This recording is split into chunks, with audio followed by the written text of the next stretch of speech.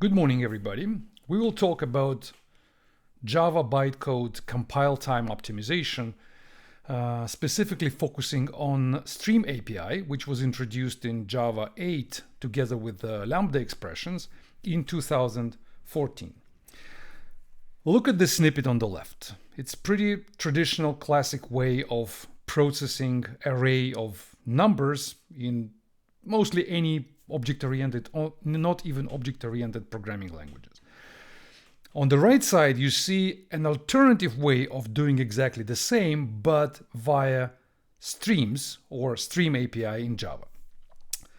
The way it looks on the right is more convenient for programmers because it clearly separates the concerns. Every step, every operation of the stream is doing one thing. First, we filter, then we map, and finally, we summarize. Here on the left, we do all together, and it's less expressive and less declarative. However, there is a problem with that. Every lambda expression here is internally an object, which is supposed to be called by Java runtime through a virtual call. And that leads to performance degradation, which was understood by Java programmers almost immediately after lambda expressions were introduced together with Stream APIs. Developers of open source products and large frameworks were concerned about performance, and some of them even openly declared their unwillingness to use Stream API because of performance problems. 6 years ago, a solution was introduced by a group of researchers who suggested to create a bytecode-to-bytecode stream unroller. The principle was simple. Just take the Stream API and after it's compiled to bytecode, convert it to a loop, convert it to an imperative alternative, which we saw on the previous slide.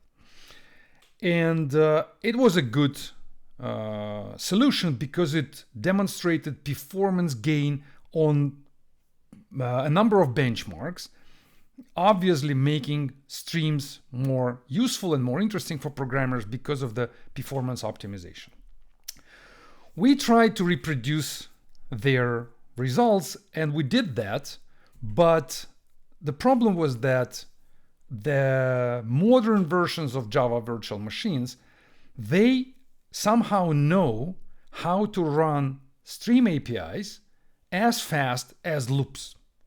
So what was the problem 6 years ago is not a problem anymore.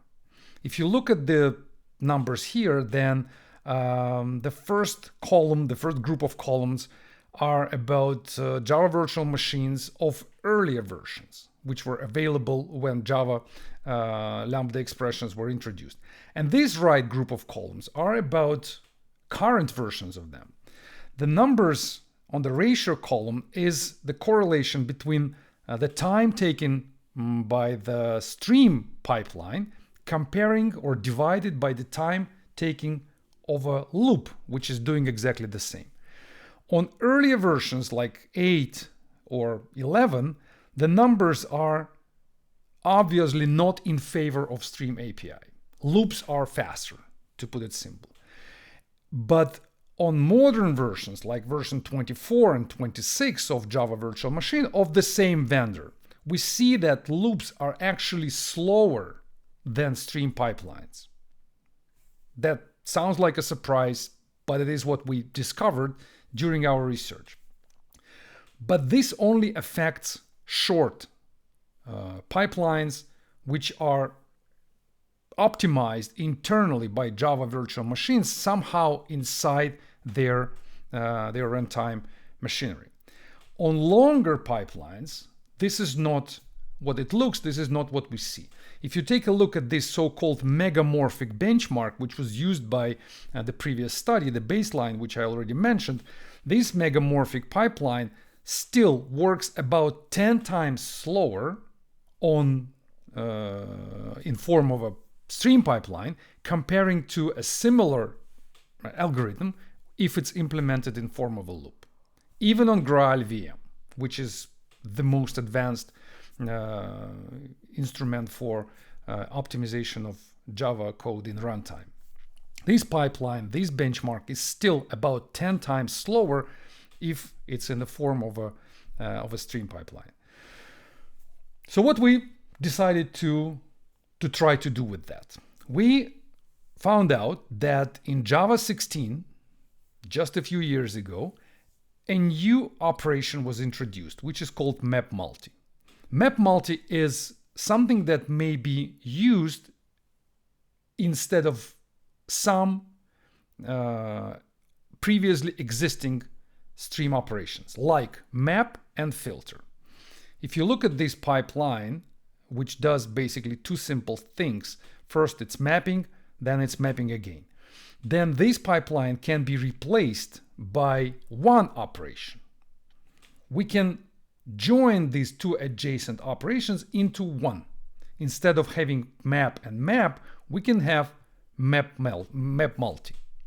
mapMulti will do exactly the same, and it will have just one lambda expression. So by joining two adjacent operations, we can have less Java expressions. If we join two of them, then we can join three of them and four of them and so on and so forth. And we can join 7 of them, thus potentially reducing the time which is necessary to run a long pipeline. That was our hypothesis. So we asked 2 research questions. First one, can we join 2 operations like map and filter together and gain some performance and have some performance gains which are similar to what stream unrolling can provide? And the second question, whether we can safely do that. Can we take existing stream pipelines, join these operations together, fuse them, like reduce the size of their pipelines, and still have the code which has no bugs and still runs as it was running before? To answer these questions, we build our own optimization pipeline. It works like this. We take binary bytecode files, .class files. Then we transform them to XML format, which is necessary for our optimization. From this XML format, we go to phi expressions, which are phi calculus expressions. I will demonstrate in a few minutes. Then we convert these phi expressions, which are representing the original bytecode, to a different phi expression through a number of optimizations in form of rewriting rules. We get to a new phi expression, and then from this expression we go back to XML format, and from XML we go back to .class file, which is a bytecode file. This whole pipeline is invisible, undetectable, and transparent to developers of Java code. They just compile their code as before, they get bytecode files, then our pipeline goes, it transforms bytecode to bytecode, and the code just runs. So what is a phi expression? Phi calculus expression is a representation, formal representation of potentially any Java code. On the left, you see the Java code, which is before compilation. Then this is the compiled bytecode, as it is represented by Java P, printer of the bytecode. And on the right side, this is the block of the fragment of phi expression, which may resemble S expressions or JSON code. Like the most primitive way of looking at it, it's a JSON format which represents a complex bytecode structure. This one is less complex and more suitable for rewriting rules. It's easier to manipulate with it for our optimizing and rewriting rules. So what are these rewriting rules? We can think about them as a more advanced form of, let's say, regular expressions. On the left side, you see a pattern. On the right side, it's a replacement. The pattern says what particular part of the expression needs to be replaced with what. And then these parts, like B1 and B2, they left untouched. We don't care what's in the B1 and what's in the B2. We only care to match this particular part of the expression and replace it with a different part of the expression. That's all.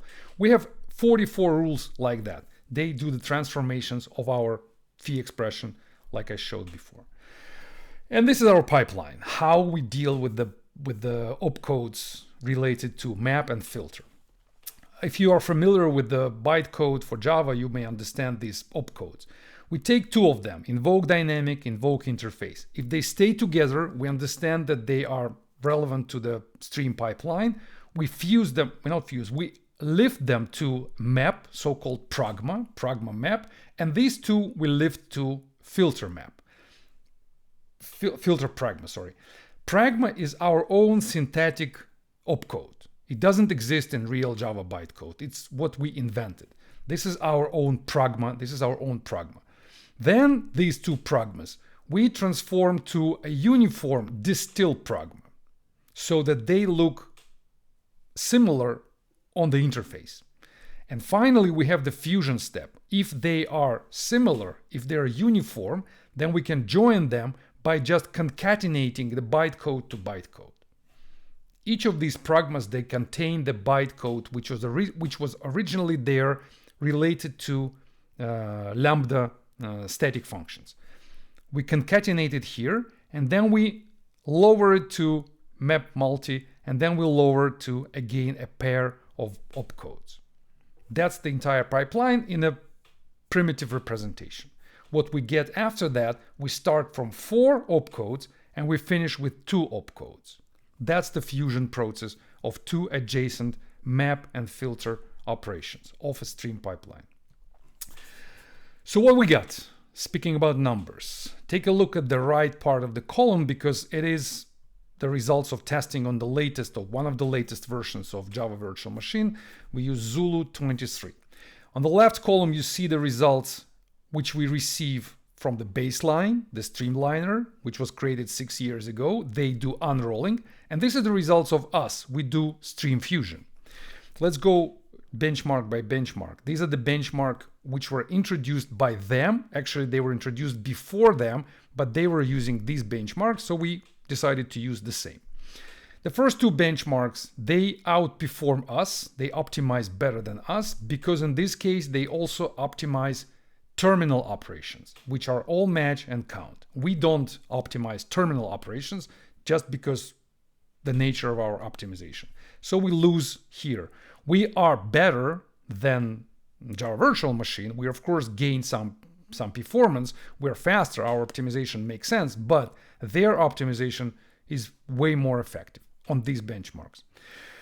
On the next 2 benchmarks, which are filter count and filter map count, they actually degrade the performance. So their optimization from a stream pipeline to a loop makes the code work slower. We don't do that. We keep the performance at the same level. We don't optimize, but we don't degrade. On the next 2 benchmarks, which are megamorphic filters and maps, previously mentioned, we optimize as good as they are. They achieve 20x optimization result. We achieve the same. So we show that stream fusion with the help of mapMulti can be as good as stream unrolling on the same benchmark. And then the 3 other benchmarks, they don't achieve anything, we don't achieve anything as well. And the second part of our study was how safe the optimization is. Apparently it's pretty safe in a subjective test. We applied our optimization on Apache Kafka bytecode, which contains about 1 million lines of Java code and 140,000 lines of Scala code. We compiled all that, and then we ran about 32,000 unit tests on this project, and none of these tests broke after our bytecode modifications, which gave us a good signal that the optimizations may work on large code bases. Interesting to notice that the time it took for our tool to optimize their bytecode was about 40% plus on top of the compile time, which is a significant increase on compile time, which may be an important negative factor for large projects, which we will think about this in future studies, how to reduce this time. So let me finish on 3 interesting outtakes from this study. First, we can claim that the stream fusion via mapMulti can be as effective on some benchmarks as stream unrolling. Second, we say that phi calculus did a good job for us, helped us to represent bytecode in a declarative way as expressions, and then allow us to apply rewriting rules. This instrument, this calculus, may be used for other optimizations in other projects, in other studies, and we're ready to share more details about that if you're interested. And finally, interesting to say that we only worked with 2 stream operations, map and filter. There are many more of them in the Stream API. Well, many more means like 20 more. How to deal with these other operations, it's a question for future studies, which we're doing right now. And let me disclose that we already managed to find a way how to optimize and fuse most of them as well, not only map and filter. But in this study, which I just presented to you, it's only about map and filter, and the results you just saw. So that's it, ready to answer your questions.